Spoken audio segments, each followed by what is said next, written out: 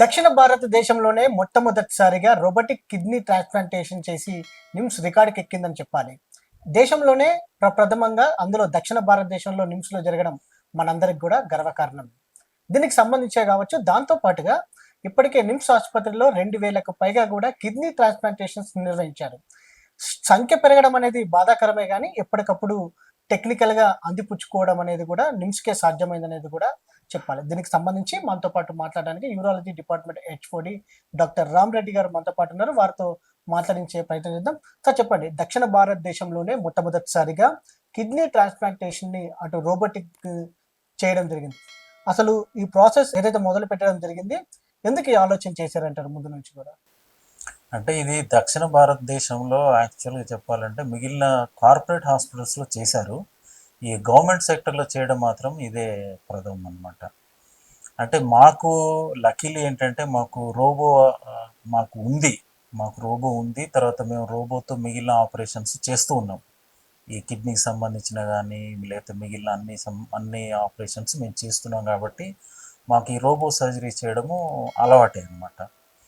అందులో ఏంటంటే ఈ పేషెంట్ ఏదైతే ఉందో ఈ రీనల్ ట్రాన్స్ప్లాంటేషన్కి వచ్చిన పేషెంట్కు ఆల్రెడీ 2017లో ఒక కిడ్నీ ట్రాన్స్ప్లాంట్ అయ్యింది. అయిన తర్వాత అది ఒక 7-8 సంవత్సరాలు పనిచేసి రిజెక్షన్ అయ్యింది అనమాట. సో అందుకని ఇది సెకండ్ టైం ట్రాన్స్ప్లాంటేషన్ చేస్తున్నాం కాబట్టి మాకు ఈ రోబో ద్వారా చేయడం అనేది కొంచెం సులువుగా ఉంటుంది.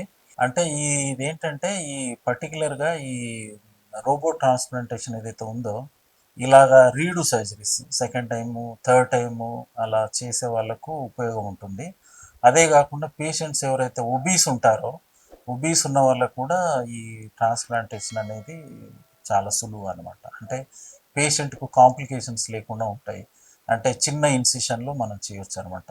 ఈ పెద్ద ఇన్సిషన్ ఇవ్వడం వల్ల పేషెంట్కు వూండ్ ఇన్ఫెక్షన్ రావడము, పెయిన్ ఎక్కువ ఉండడము, పెయిన్ కిల్లర్స్ ఎక్కువ వాడవలసిన అవసరం రావడము, హాస్పిటల్లో ఎక్కువ కాలం ఉండవలసిన అవసరం రావడము, తర్వాత ఇన్సిషన్ పెద్ద ఉండడం వల్ల దాని కాంప్లికేషన్స్ లైక్ ఇన్సిషనల్ హెర్నియా అటువంటిది రాకుండా ఉండడం ఇటువంటి ఉంటాయి అన్నమాట అడ్వాంటేజెస్. బట్ ఒకటే డిసడ్వాంటేజ్ ఏంటంటే కాస్ట్ అనేది దీంట్లో రోబోటిక్ సర్జరీలో ఎక్కువ ఉంటుంది. దీనికి మనకు డిస్పోజబుల్సే ఒక 1,00,000 నుంచి 1,50,000 వరకు డిస్పోజబుల్స్ కాస్ట్ ఉంటుంది. దాంతోపాటు మిషన్ కూడా కాస్ట్లీ ఉంటుంది. తర్వాత దానికి యాన్యువల్ మెయింటెనెన్స్ కాంట్రాక్ట్ ఉంటుంది అనమాట. అది కూడా కాస్ట్లీ ఉంటుంది. అంటే దీన్ని ఆరోగ్యశ్రీకి ఏమైనా రిఫర్ చేయడం జరిగిందా? ఆరోగ్యశ్రీ ఇది నుంచి ఏమైనా యాక్చువల్గా మనకేంటంటే అడ్వాంటేజ్ మనకు గవర్నమెంట్ సపోర్ట్ ఉంది. మనకు గవర్నమెంట్ హాస్పిటల్ కాబట్టి రోబో మనకు ఫ్రీగా ఇచ్చింది. తర్వాత దీనికి యాన్యువల్ మెయింటెనెన్స్ కాంట్రాక్ట్ అనుకోండి, తర్వాత దాని డిస్పోజబుల్స్, దానికి సంబంధించిన డిస్పోజబుల్స్ అన్నీ కూడా గవర్నమెంట్ చూసుకుంటుంది కాబట్టి మనం తక్కువ ఖర్చులో చేయగలుగుతున్నాం. అదే కార్పొరేట్ హాస్పిటల్ అయితే ఇది చాలా ఎక్స్పెన్సివ్ ఆపరేషన్. ఇందులో మనకేందంటే వచ్చే బీద ప్రజలు ఉంటారు కదా, మనకంత క్రెడిట్ ఆర్గనైజేషన్స్ కానీ, లేదా ఆరోగ్యశ్రీ పేషెంట్స్ కానీ, లేదంటే ఈహెచ్ఎస్, జేహెచ్ఎస్ ఇటువంటి పేషెంట్స్ అందరికీ కూడా ఇది మనం తక్కువ ఖర్చులో చేయడానికి అవకాశం ఉంది. సార్ ఇది నార్మల్‌గా ఓపెన్ సర్జరీ చేస్తే మీకెంత సమయం పట్టే అవకాశం ఉంది? రోబోటిక్ ద్వారా చేయడం వల్ల మీకు సమయం అనేది ఎంత తగ్గిందనుకోవచ్చు? దాంతో పాటుగా రికవరీ రేట్ ఎలా ఉందంటారు? సర్జరీ చేయడానికి పెద్ద తేడా ఏం లేదు. ఓపెన్ సర్జరీ అయినా, రోబోటిక్ సర్జరీ అయినా మోర్ ఆర్ లెస్ సేమ్. కాకపోతే ఏంటంటే పేషెంట్ రికవరీ మాత్రం చాలా ఫాస్ట్గా అవుతుంది. ఎందుకంటే వూండ్ హీలింగు, అటువంటి వూండ్ రిలేటెడ్ కాంప్లికేషన్స్ ఉండవు కాబట్టి పేషెంట్ ఫాస్ట్గా రికవర్ అయిపోయి అసలు పెయిన్ లేకుండా త్వరగా హాస్పిటల్ నుంచి డిశ్చార్జ్ అవ్వడానికి అవకాశం ఉంది. సార్ ప్రధానంగా ఈరోజు అసెంబ్లీ సమావేశాలు చూసాము. దాంట్లో అవయవ దానానికి సంబంధించి కూడా ఒక యాక్ట్‌ని తీసుకురావడం జరిగింది. తోటా చట్టాన్ని తీసుకురావడం జరిగింది. దీంట్లో ప్రధానంగా మిగతా అంశాలన్నీ మీద కూడా మనకు తెలిసినవే కొన్ని ఇతర రాష్ట్రాలు జరుగుతా ఉన్నాయి. అటు బెంగుళూరులో స్వాప్‌కి సంబంధించి కూడా ఇప్పటికే కొంత అమల్లో ఉన్నటువంటి విషయం మనందరికీ కూడా తెలిసిందే. ప్రెజెంట్ రాష్ట్రంలో ఈ ట్రాన్స్‌ప్లాంటేషన్స్‌కి సంబంధించి ప్రధానంగా కిడ్నీ ఏదైతే మార్పిడికి సంబంధించి కూడా చాలా మంది ఎదురు చూస్తా ఉన్నారు. ఈ స్వాప్ చట్టం ఎలా ఉపయోగకరంగా ఉంటుందంటారు మనకు? ఈ స్వాప్‌కి సంబంధించి? ఈ స్వాప్ చట్టం ఏంటనంటే ఇప్పుడు సపోజ్ ఈ రిలేటెడ్ ట్రాన్స్ప్లాంటేషన్ ఉందనుకోండి. సపోజ్ ఒకరికి ఆ ఫ్యామిలీలో ఆ బ్లడ్ గ్రూప్‌కు సంబంధించిన కిడ్నీ డొనేట్ చేసేవాళ్ళు లేకుండా ఉండొచ్చు. అది మ్యాచ్ కాకపోవచ్చు.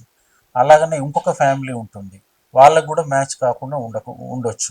అటువంటప్పుడు ఏంటనంటే ఆ డోనర్‌కు ఈ రిసిపియంట్ ఆ డోనర్‌కి ఇచ్చే అవకాశం ఉంటుందనమాట. ఇది ఎర్లియర్గా ఏంటంటే ఈ నేషనల్ ట్రాన్స్ప్లాంట్ యాక్ట్లో ఇది ఉంది, కానీ మన స్టేట్ యాక్ట్లో ఇది లేదు. ఇప్పుడు అడాప్ట్ చేశారు అది. ఇది శుభపరిణామం. యాక్చువల్గా ఏంటంటే ఇలా చేయడం వల్ల ఏంటంటే రిలేటెడ్ ట్రాన్స్ప్లాంటేషన్స్ ఎంకరేజ్ చేయడానికి ఛాన్స్ ఉంటుంది అనమాట. ఎక్కువ ట్రాన్స్ప్లాంట్స్ కావడానికి అవకాశం ఉంటుంది. సార్ ప్రధాన ఎర్లియర్గా ఏంటంటే వీళ్ళంతా అన్రిలేటెడ్ ట్రాన్స్ప్లాంటేషన్ చేయించుకునేవాళ్ళు, లేదంటే డయాలసిస్ మీద ఉండేవాళ్ళు. ఇప్పుడు ఈ స్వాప్ ట్రాన్స్ప్లాంట్ వల్ల ఏంటంటే నంబర్ పెరిగే అవకాశం ఉంటుంది. సార్ కిడ్నీ ట్రాన్స్ప్లాంటేషన్స్ ఎక్కువ ఇప్పటివరకు నమోదైనవి దాదాపుగా 2000కు పైగా కూడా చేయడం ఒక ఇంత సంఖ్య చూస్తే బాధాకరమే. కానీ పేషెంట్స్ కూడా జాగ్రత్తలు పాటించాలి, కిడ్నీ సమస్యలు రాకుండా ప్రివెన్షన్ కూడా మెయింటైన్ చేయాలి. దీనికి సంబంధించి మీరు ఏమంటారు? ప్రివెన్షన్ అంటే యాక్చువల్గా ఏంటంటే ఈ యాన్యువల్ హెల్త్ చెకప్స్ చేసుకుంటే మంచిది. ఈ యాన్యువల్ హెల్త్ చెకప్స్ చేసుకుంటే ఏంటంటే ఏదైనా ఇటువంటి కిడ్నీకి సంబంధించిన డిసీజెస్ ఉంటే ఎర్లీగా డిటెక్ట్ చేసి ట్రీట్ చేయవలసే అవకాశం ఉంటుంది. అదే కాకుండా ఈ డయాబెటీస్, హైపర్ టెన్షన్ ఇటువంటి ఈ లైఫ్ స్టైల్ డిసీజెస్ ఉంటాయి. సో వీటిని కూడా ఏంటంటే ఎర్లీగా డిటెక్ట్ చేసి ఆ, చాలా కంట్రోల్ చేస్తే కనుక ఈ కిడ్నీస్ కూడా డ్యామేజ్ అయ్యే అవకాశం తక్కువ ఉంటుంది అనమాట. So annual checkups important. ఈ పర్టికులర్గా ఈ కిడ్నీ డిసీజెస్ ఐడెంటిఫై చేయడానికి ఇంపార్టెంట్. తర్వాత ఈ డయాబెటీస్, హైపర్ టెన్షన్ అటువంటివి ఎర్లీగా డిటెక్ట్ చేసి వాటిని కంట్రోల్ చేయడం అనేది ఇంపార్టెంట్. ఈ లాంగ్ టర్మ్ కిడ్నీ డ్యామేజ్ తగ్గించడానికి ఈ జాగ్రత్తలు తీసుకోవాల్సి వస్తుంది. సో ట్రాన్స్ప్లాంట్ చేసిన తర్వాత ఫాలోఅప్ అనేది చాలా ఇంపార్టెంట్. ఇప్పుడు నిమ్స్ మీరు చేసిన దాంట్లో ఎంతమంది ఫాలోఅప్లో ఉన్నారు? దాదాపుగా ఆ, చాలా ఏళ్ళ నుంచి నిమ్స్లో ఈ సర్జరీలు జరుగుతున్నాయి కాబట్టి సక్సెస్ రేట్ ఎలా ఉంది సార్ ఇప్పుడు పాత వాళ్ళలో? ఇప్పుడు ఆ, ఈ ట్రాన్స్ప్లాంట్స్ ఏదైతే ఉందో success rate on par with international స్టాండర్డ్స్లో ఉంది మాది. ఇప్పుడు ఫర్ ఎగ్జాంపుల్ మీకు ఏంటంటే గ్రాఫ్ట్ సర్వైవల్ అంటారు, అంటే కిడ్నీ చేసి పెట్టిన తర్వాత ఎంతకాలం పనిచేస్తుంది అనేది. దీనికి ఏంటంటే 3 year గ్రాఫ్ట్ సర్వైవల్, అంటే 3 సంవత్సరాలకు ఎంతమంది కిడ్నీలు పనిచేస్తాయని చూస్తే ఏంటంటే లైవ్ రీనల్ ట్రాన్స్ప్లాంటేషన్ లోపల రఫ్లీ అరౌండ్ 95% పనిచేస్తాయి. అదే మీ కెడవర్ ట్రాన్స్ప్లాంటేషన్ తీసుకుంటే అరౌండ్ 85% పనిచేస్తుంది. సో మన రిజల్ట్స్ కూడా on par with any other centre or international standards ఎలా ఉన్నాయో అలా ఉన్నాయి.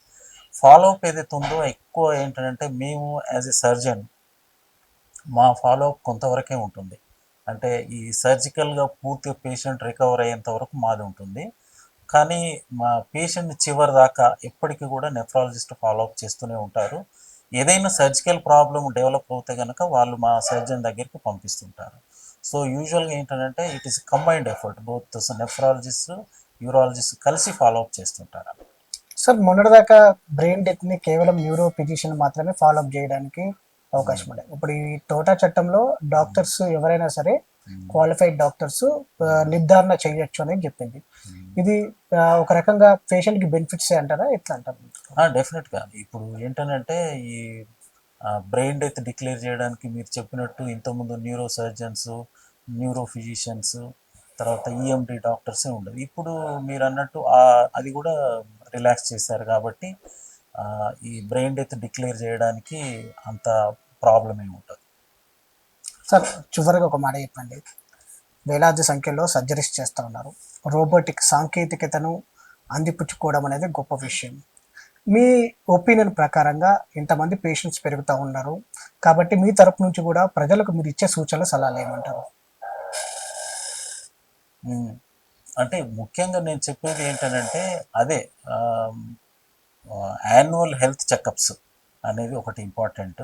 తర్వాత ఈ డయాబెటీస్, హైపర్ టెన్షన్ అనేది అవుతుందో అది ముందు డయాగ్నోస్ చేసుకోవడము, కంట్రోల్ పెట్టుకోవడము ఇంపార్టెంట్. లక్కీలీ ఏంటంటే ఎర్లియర్తో కంపేర్ చేసుకుంటే ఇప్పుడు ఎక్కడ చూసినా మీకు హాస్పిటల్స్ అవైలబిలిటీ ఉంది, డయాగ్నోస్టిక్ సెంటర్స్ అవైలబిలిటీ ఉంది, పేషెంట్స్ కూడా అవేర్నెస్ ఉన్నది. సో ఇవన్నీ ఏంటంటే దీనివల్ల ఈ పేషెంట్స్కు బెనిఫిట్స్ అవుతున్నాయి. దీనివల్ల మీకు పూర్వకాలంలో తీసుకుంటే అసలు ఈ డయాగ్నోస్టిక్స్ లేవు. అసలు ఆ టైంలో సిటీ, ఎంఆర్ఐ, అల్ట్రాసౌండ్ ఇటువంటివన్నీ లేవు. తర్వాత ప్రజలు టెస్టులు చేసుకోవడానికి అవేర్నెస్ లేదు, ప్రజల దగ్గర డబ్బులు కూడా లేవు. సో ఇవన్నీ వచ్చినాయి కాబట్టి ఇప్పుడు ఇవన్నీ పేషెంట్స్కు హెల్త్ బెనిఫిట్స్ అవుతుంది. ఎప్పటికప్పుడు సాంకేతికతను నిమ్స్ ఆసుపత్రి అందిపుచ్చుకుంటూ అటు పేషెంట్స్కి వైద్య సేవలను అందిస్తోంది. దాంతో పాటుగా రాష్ట్ర ప్రభుత్వం ప్రవేశపెట్టినటువంటి ఈ తోటా చట్టం కూడా ఒకంత ప్రజలకు చాలా ఉపయోగకరంగా ఉంటుందనేది కూడా వైద్యులు వారి అభిప్రాయాన్ని తెలియడం జరిగింది. Prevention is better than cure అనేది కూడా వారి అభిప్రాయాన్ని వ్యక్తం చేశారు. ఖచ్చితంగా ప్రతి సంవత్సరం కూడా వారు పరీక్షలు చేయించుకోవాలని కూడా సూచన చేస్తా ఉన్నారు. వీడియో జర్నలిస్ట్ ప్రభాకర్తో వంశీకృష్ణ, సమయం టీవీ.